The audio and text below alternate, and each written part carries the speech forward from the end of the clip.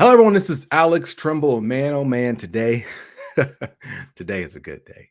See, today I have a phenomenal leader with me, Mr. Michael Wenderoth. And Michael Wenderoth, he's a special guy. You're going to hear today because he's going to teach us some magnificent stuff that's going to help you elevate your career. And look, the reality is he is yes, an international expert in leadership and executive coaching. He's that. Yes, he's the author of the book, the wonderful book, Get Promoted, where you're really missing at work. Sorry, what you're really missing at work that's holding you back. I've read the book. It's a really, really good book and a really good resource. It reminds me of so many great stories that we'll be talking about. Look, without any further ado, my good friend, Michael, how are you doing today? I'm doing great, Alex, and I am glad we are connected here through the internet, and we are both super adaptable, able to overcome that technical difficulty. And actually, that just warmed us both up. So I'm looking forward to this conversation as well. So, look, we're just going to jump in like double dutch, okay? I'm going to be real with you. You are a very, very smart man who works with leaders all across the world. And so you are someone after my own heart. You're not about the BS. You want to cut through and help people advance. So can we start? I got so many questions. I'm going to ask. I'm going to give you two questions. You choose which one you want to answer first, okay? The Sure. first question, either you can answer. Do you want to start off with telling people how to get over on people? Or do you want to start with how to make people think you care when you really don't? Is because that's what you teach, right? So the second one is how to make people think you care when you don't. Yes. Great skill to have. And the first one was again? How to get over on people. How to get over on people. Okay, so let's take the second one. Okay. How to make people think you care when you really don't. And I mean, part of this is first to look at yourself, right? I think this, and we're probably going to unpack this. It's going to come up here about the word authenticity, because everything is about authentic leadership now. And I think that word, we live in this labels and sound bites, gets overused because people say, well, authentic means me telling exactly what's on my mind and everything that's going on. And the truth is, when we're working in organizations, we're always working with people. And there are moments where the situation calls for, you've got to get people on your side. You've got to create alliances. Yeah. And so, without talking about kind of techniques, the first part is just you realizing that, certain times you need to show up in different ways. You need to make people feel different things. And so authenticity is not this very simple, shallow definition of always kind of tell the truth, right? If we were always going around, it's like those cartoons above your head of exactly what you were thinking, we'd all be in a load of trouble. We've seen that with our significant others, with people we work with. But think about, when you're in a good mood or when you feel like someone respects you, certain fundamental things, you're more open to having a conversation. Yeah. Because if you're not even open to having a conversation, you're never going to enter in any type of collaboration or other things. So I would say this part of this question is first kind of perhaps getting over your own inhibitions of you being fake or false or showing up in a certain way. So first thinking about kind of yourself and how, if you want to be effective, certain things you may need to do. See, everyone, this is why Michael's awesome. So he knew I was baiting him with the question. He knew I was baiting him. He had a wonderful answer. So, but again, so many people are finding it hard to walk that line between being quote unquote authentic and being effective. Right. I love the word that you just used, effective. There is a reality. My wife doesn't always listen to our episodes. I can use this example. There is some stuff the other day my wife was doing. I was like, oh, this is so annoying. But you know what? If I say it, it's just going to cause a fight. It's going to cause, it was something ridiculous. She's going to be upset with me. It's not necessary. Let me just let it go. But some people would say, no, you need to speak your truth. In a working situation, if the supervisor says something you don't like it, you should speak your truth. If you don't agree with a direction of where the organization's heading, you should speak your truth. Where are you telling people not to speak their truth? I'm not saying that at all. What you need to do is you need to pick your battles. Okay, I sometimes don't like to move into military analogies here, but it is really thinking about what are the opportune moments, and Mm, this idea does work, right? Of pick your battles. mm, So if you want to kind of win the larger thing, or it's not about me winning, you losing, it's about win-win. yeah. Um, is to think about, right, what are the little things to just let go of? What are the things that really do make a difference? And I think the one with your spouse is a good example. You knew that if you went in and said that, it was just going to ruin the rest of the day, perhaps the Yeah. rest of the week. I mean, I see that. We can take these examples into work. We can take them in with my teenage son. Plenty of those existing. I think a lot of people can relate to that. But, what is your larger goal that you're trying to achieve? Yeah. And hey, there's some give and take that goes on. But when there are certain injustices or things, yes, sometimes you've got to speak at it. I'm not saying to shut that down at all. Yeah. So to keep those kind of points in mind. And yeah, there'll be times where you do need to kind of stand up and know when things have crossed the line and you need to call things out. Other times, a lot of people and a lot of leaders I work with sometimes they just get hung up on little battles, and that gets them Mm, distracted, worked up, yeah. or linking back to the things you say, other people will bait you into that. Oh, yeah. Because when you are frustrated and you get hung up on those little things, you cannot think strategically and get things done. There's another question I wanted to ask you, but I was speaking at this conference like last week, actually. And one of I was speaking on relationship building and doing it strategically. And one person asked, like, how do you deal with like when you're angry? Like, how do you maintain your emotion and composure? Because, like you said, people can bait you, and you can be elevated, and that won't look good if you blow up.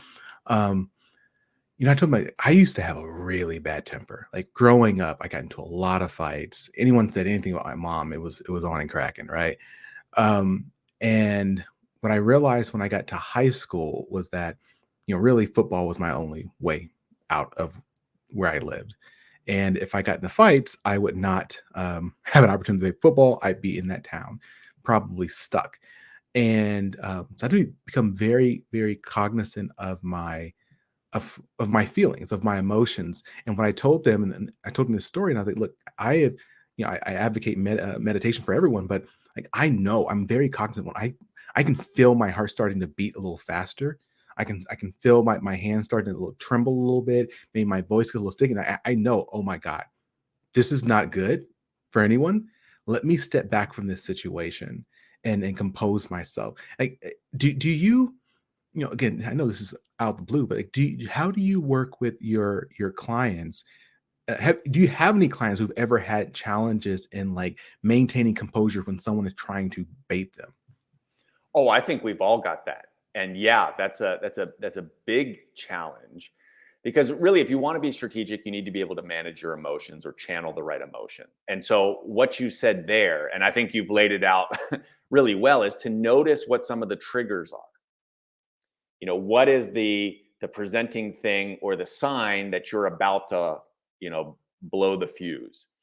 And for Mm, you, it's the noticing the heartbeat's picking up, or another piece, if yeah. if you notice certain words or certain things that are happening. So a lot of this is like, I think many of us are familiar with sports analogies, kind of like when you go back and watch the tapes. And so just having someone think back to these episodes where you lose your composer, where is that kind of trigger moment? Mm, Because then if you start to see those, generally you need to just pause. yeah. Hit the pause button so you can be strategic, think about what is the kind of response you want to have in that moment. It might be walking away, it may be replacing what would be an angry backlash with something else. And I think here we can learn a lot from therapists. I mean, I certainly have learned from colleagues in that, arena. But as coaches, it's helping people kind of look through that and realize what are their triggers and what do they want to replace it with, so that you need to be kind of in control and manage your emotions or name those emotions so that you can be strategic and channel the right emotion or response in a particular situation and not do something you regret. Yeah. Yeah. I'm going to ask you another question, but actually, no, sorry. I'm thinking while I'm thinking. So you mentioned your clients earlier, and I made the point to intentionally say that you are an extremely experienced international executive leadership coach. Um, you wrote this book, Get Promoted. What made you write this book? And I'm asking this because this, you and I've talked before, this book, there's another book, you and I both know, Power. It's different than many other leadership books. Can you explain the difference and then why you felt like you needed to write this book? I'm getting somewhere. Yeah. So it's funny because we're just talking about triggers and anger. And I will go back and say, as I went through my career, mid-career, and I looked at a lot of people, peers or people I'd gone to college with and so forth, or I looked around me, there was a certain amount of anger. Let me be blunt, because, first it was me and then seeing others. Then it was clients who came to me. But basically, I saw people who were great in terms of intellect, smart, hardworking, really crank things out, self-effacing, humble people, like the ones you want as leaders. And guess what? They were stalling out, feeling frustrated, overlooked, hitting ceilings. Mm-hmm. And then there was this other group of people who, let's give some of the things that we feel, right? They're super political. They're blowing smoke. They're really not, that smart or doing great work. And they were largely the ones who were ascending. So it kind of defied a lot of our values of, who should be at the top, this notion of the ethical great leader.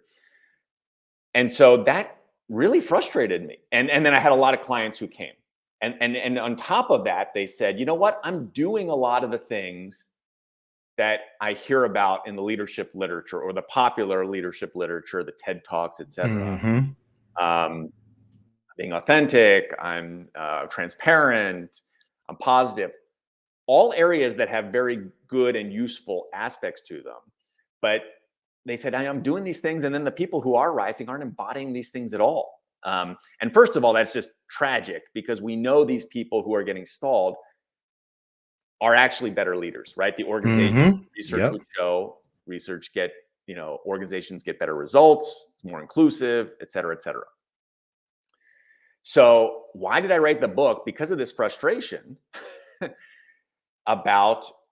I was just furious. And then I kind of shifted it to being curious about what is going on? And the research, and which I spent part of the book unpacking, is saying it actually does explain why certain people get ahead, because they're very strong at interpersonal skills. They're strong at political skills.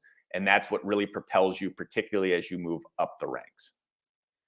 So one was to help explain that, and I think counter some of this feel-good leadership advice that's out there.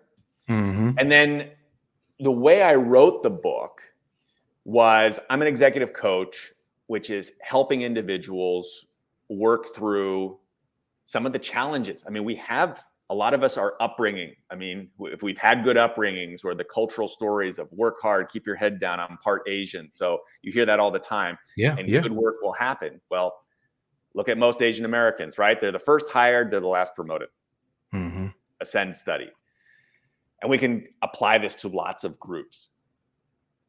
And so I became curious about that, and I wanted to say, well, how can we help certain people without becoming some of those sharks they despise?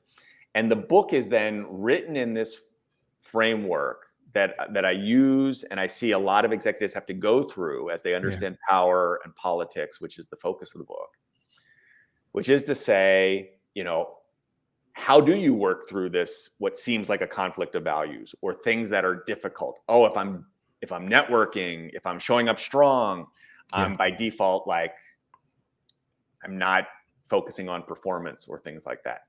So you have to kind of reframe that. And that's what the book helps you do, and gives a lot of examples, diverse examples, and a lot of exercises, many of which I use in my practice, but it's there to be a tool to help people, first on their own. And if they need additional coaching, that's something they can, talk about. But that's the way the book is laid out, is that kind of process people need to go through, because power and politics, as soon as I say those, right, owing negative connotations that we've got with it. So therefore we dismiss it and we ignore it at our peril.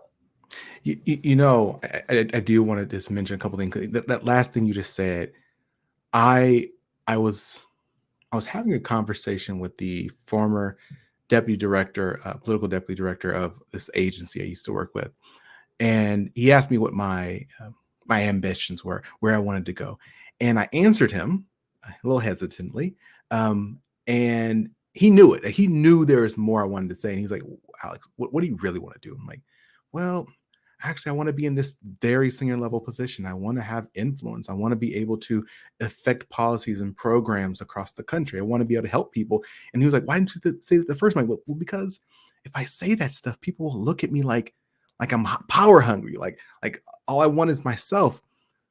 And he recommended this book called, I think it's called Love and Power. And the synopsis, basically, you can't make any change without both love, positive change. You can't make any positive change without both love and power. You can be the nicest person. You care about the dolphins and the whales, but if you have no influence, nothing's going to happen. If you on the other side, if you have all the power, but you have no heart, then you're probably gonna be slaughtering whales and dolphins all the time. But if you have both of those, sorry, if anyone's imagining dolphin burgers, I apologize. What's it called? But if you have both of those, which is what you're talking about, those leaders who should be in those positions moving up, if they can just develop their political savvy, their networking, their interpersonal skills, like that is what you need to just do so much good. And that's also what I speak on. That's why I needed to be here to have this conversation with you. Yeah, it's the accelerator. And I like your analogy. I frame it in a slightly different way, which is, if you've got power but no internal compass, right? This is what we see in the most destructive leaders. But if you've got this great inner compass and you want to achieve certain stuff, but you haven't thought about power or how to get stuff done, you're just daydreaming. Yeah. You're just daydreaming. So this is where it's really incumbent upon us to, I just use the analogy of power as fire. Okay. It is nothing more than a force. It is not like an innate thing that we have, and you can learn it and you can build it. And fire, right? Fire can do two things. It could destroy the whole city, or it can power the whole village, feed everyone, create light. Yeah. And so it's a question of how you use it. And we'll leave that to kind of our clients as to what are the ends they wish to achieve and so forth. I try to stay non-judgmental about that, but everyone has kind of a different agenda, and power can be the force that really accelerates it. You also said one other thing that I wanted to hit on before making a complete left turn. We talked about it's better for me to provide an example. Like, you think of like social media. Like, social media is like, if you look at social media, like, everyone is always having a wonderful time. I mean, they're living their best life. Everyone looks beautiful. Everyone just won the lottery or something ridiculous. And you're like, oh my God, their lives are so wonderful. Why aren't my life like that? I must be doing something wrong, because they're doing all these really great things and my life must suck, obviously. And we all know, I mean, hopefully more and more of us are knowing that that's Not true. It's a facade. People are picking and choosing what they're posting, and on top of that, they have filters. Everyone has filters nowadays, right? And it makes me think of leaders as well as what you talked about earlier, which is this, oh, in order to be successful, all I need to do is be authentic. All I need to do is these wonderful, beautiful things. But we have to realize that even those most successful people, they're not sharing the worst parts of their life. They're not sharing the things that they're not exactly sure that they should have done. Like they're sharing those wonderful things that are going to make them look good. So you think you I feel like I really appreciate having this conversation because so many people need to hear this. Absolutely. And I think this is also I studied history. And we know that history is written or rewritten by the victors. And so Oh yeah, you're right. CEOs can sometimes be problematic when you go interview them. They first got an image to manage, and they want to kind of rewrite the narrative in a way that makes them look good, or does some service because they want people to embody these values, but it doesn't reflect how they Mm, actually ascended yeah. or broke through. It's a little bit. Sometimes you need to know how the sausage gets made. It's not always Mhm. pretty, but you need to understand what's going on in the kitchen that's producing that great meal that you're getting. Not always pretty. And this is where the book challenges a lot of people. Mhm. When I go out, I get a lot of your very Machiavellian view of the world.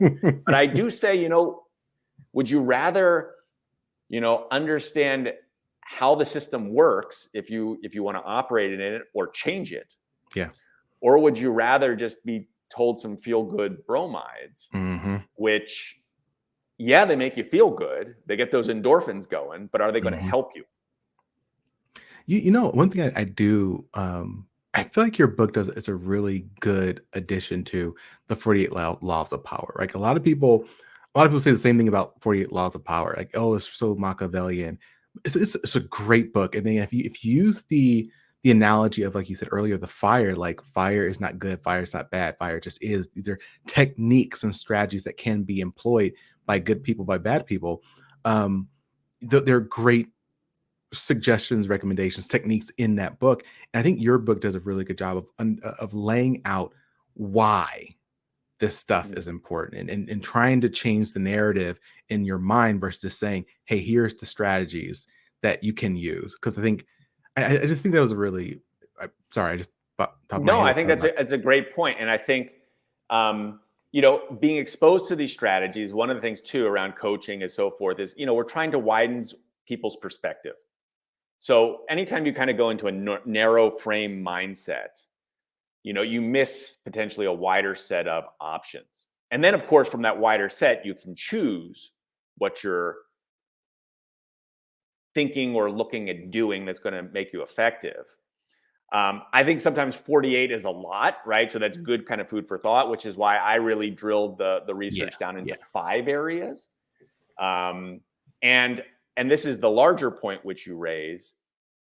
There is tremendous social science research done by academics, and it's been around since the 70s. How you influence people, how we're biased in very predictable ways, how organizations consistently make certain decisions.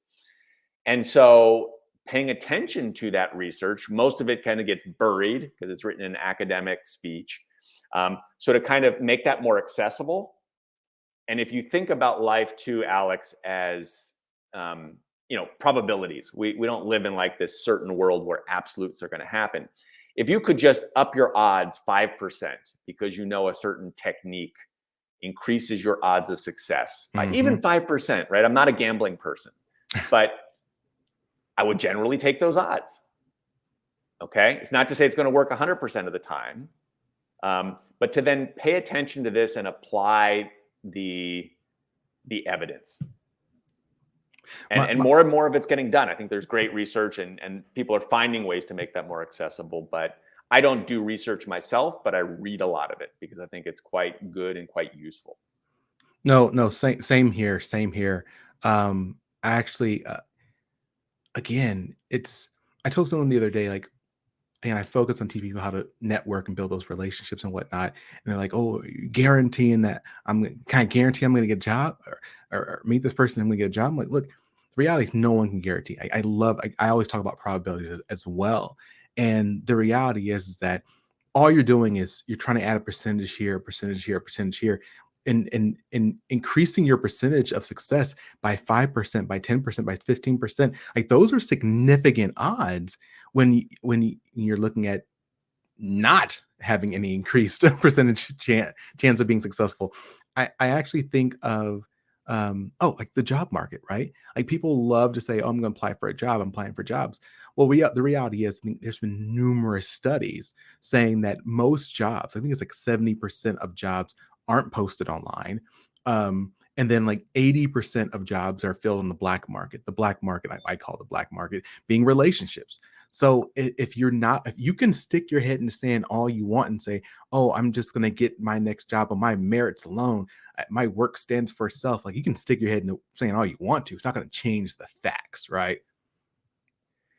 Absolutely. And I'll add to this, right? It's not only the job market out there for a lot of the people who are in organizations like your clients in government, a lot of my clients in corporations, there is an informal market inside those organizations around the Mm, opportunities. These are the opportunities that someone is put into that takes them to the next level, that showcases them to the rest of the people. That is the stretch role. And those are given to mhm. someone labeled high potential, Yep. someone who's got a sponsor in the room when they're mentioning this for the first time. Before there's some interesting, I've read some interesting research about some companies that are experimenting of how to kind of more formally post those out there. But in 99.9% of the organizations, probably the ones that those listening are listening to, those opportunities are not broadly advertised. They go through the informal network Yep. first. And so if you are not tapped into that, visible to it, connected to it, you are at an inherent disadvantage. Mhm. Mhm. And yes, we can hope and we can want certain people to identify us, to see us. And I think there are good leaders who do that. But, don't hope. Take Mm. some of that also into your own hands and make sure you have visibility. Make sure you start to build relationships. Make sure you are starting to do and deliver value. Yeah. And that's, there's pieces in the book, and I know you talk about some of these things that people can do as well. So, I want to ask you two questions. I know we're starting to wrap up, but two questions. One, you mentioned, I don't love how you said it, but Asian people, first in, last promoted. I was reading an article this past weekend, specifically about Asian women, actually, in talking about that particular challenge, and that I think studies have shown like on average, they have a very high income, but in regards to being in leadership position, they just don't get the opportunities, right? And it's because of those internal, those unconscious and conscious biases, I would say. Um, so my question is, you know, what if you are a woman? What if you're a person of color? What if you're a woman, a person of color? What if you are one of these people who have to live the reality that there are unconscious and conscious biases towards you? What would you recommend they do just today, broad statement, to start progressing and accelerating their career? So one is to read chapter 6 in my book, okay, because I go into this a lot of managing double binds. But let me kind of unpack some pieces here and do answer directly your question.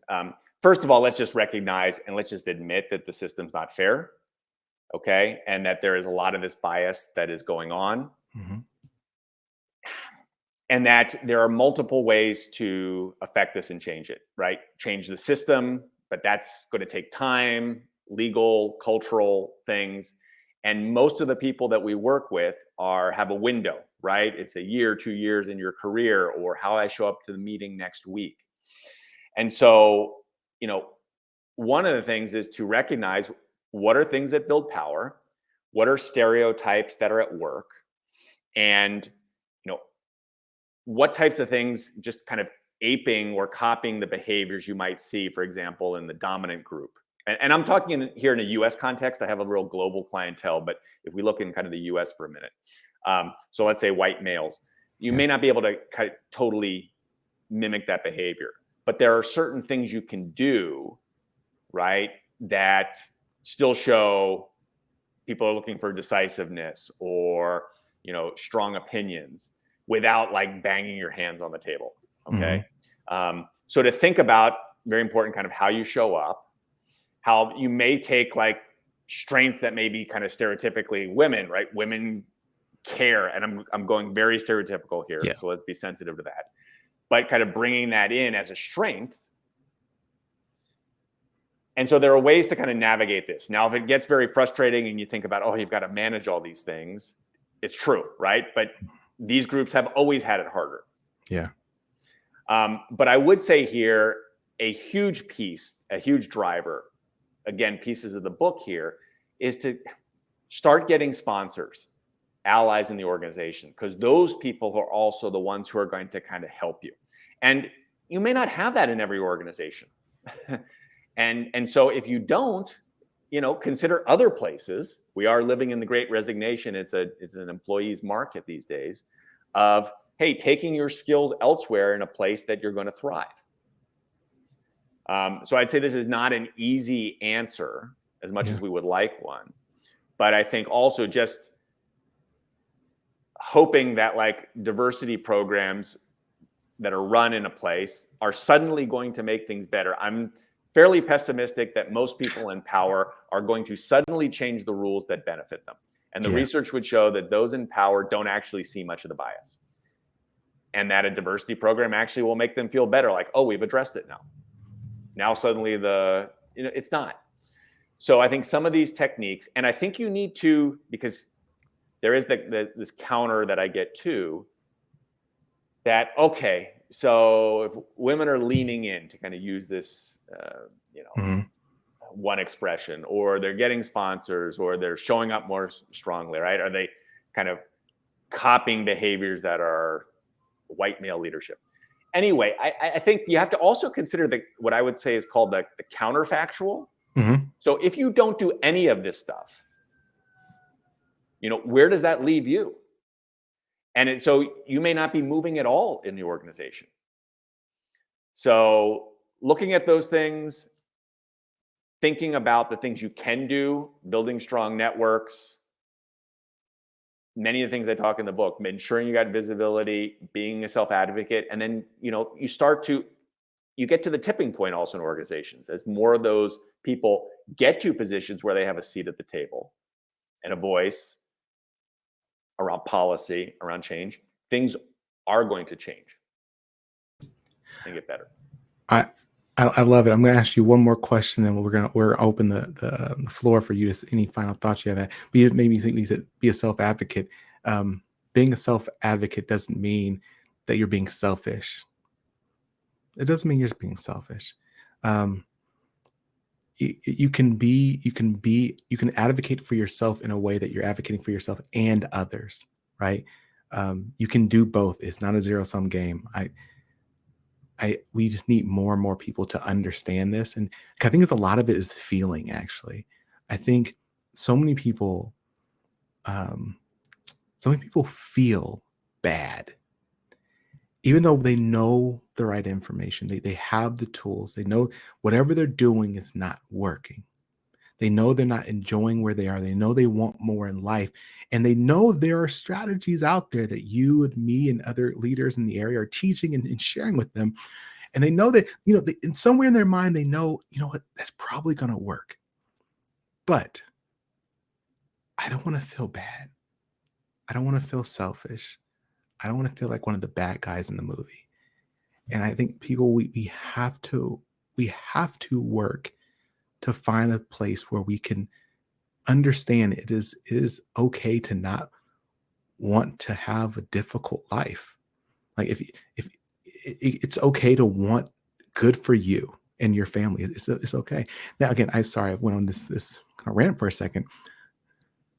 The last question I want to throw at you real quick is, Oh, sorry. Did you have something you want to Yeah, share? I do, because I think this is a great thread. And it's in fact a very useful strategy that people can take when they run into this and say, you know what, self-advocating is all about me. Yeah.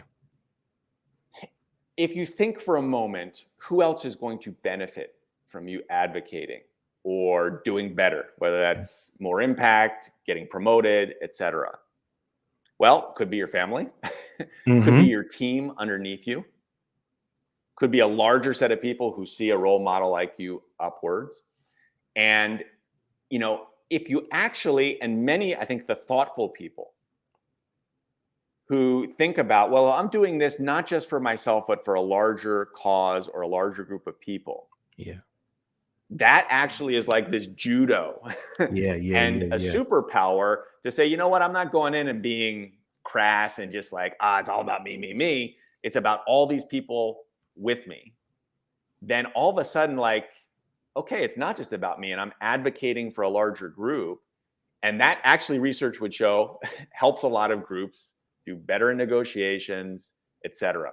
And so I see that with a lot of leaders of like, well, if you're not going to do those things, all the people underneath you are not going to get opportunities because your group, your initiatives aren't Yeah. growing. They're going to stagnate. And guess what? We do like to go with winners. We like to go where there's growth, and they're going to go somewhere else. So if you really care about other people, then you really should be doing these things. That is a great point. Everyone, start self-advocating. Come on, let's do this. Yeah, so I think it's a way to help a lot of people. I truly agree with you 100%. Look, I know you got somewhere important to be. I think you said you got to talk to the president of Dubai or something, really, President of Dubai. So I know we got to jump off. But really quickly, do you have any final thoughts, ideas, anything you'd like to just share with our audience as we wrap up? It's the important point of, challenge a lot of the status quo, right? If you're always reading the same things, if you're always watching the same things and believing the same way, then it's almost impossible to kind of challenge your own thinking. And that's not to say another side is right, but embracing kind of other ideas to challenge your thinking and to take the look at the evidence, I think is something that's really going to help a lot of people. And it's why I wrote the book. So I would say it's going to push a lot of buttons. I'd like to kind of lay it out in a thoughtful way, but get people to really think about this and ultimately be able to help themselves, help their causes, and help other people. That's what I would offer, Alex. Well. You know what we're going to say. You know what I'm going to say. Come on now, everyone. Let's say it with me. 1, 2, 3. If you found anything of value from today's talk, don't keep it to yourself. Don't look back. Reach back. Bring someone else to the table. Take this information to them, whether you watched it on YouTube, whether you listen to it on a podcast, wherever you found this information, click share, click like, comment, whatever it is, to make sure other people have the opportunity to grow and benefit from the stuff that you yourself found valuable. Man, this was a good conversation. Thank you so much, Michael. I really appreciated being here with you. And Alex, I really enjoyed being with you and having the conversation. Thank you. Sir, as always, everyone, stay strong, stay positive, and definitely stay moving. See ya.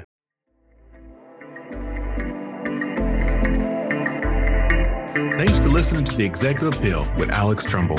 I invite you to follow The Executive Appeal wherever you listen to podcasts. Follow me, your host, Alex Tremble, across all socials or via email for exclusive webinars, courses, and speaking engagements on continued topics of executive leadership. So, until next time, stay strong, stay positive, and definitely stay moving.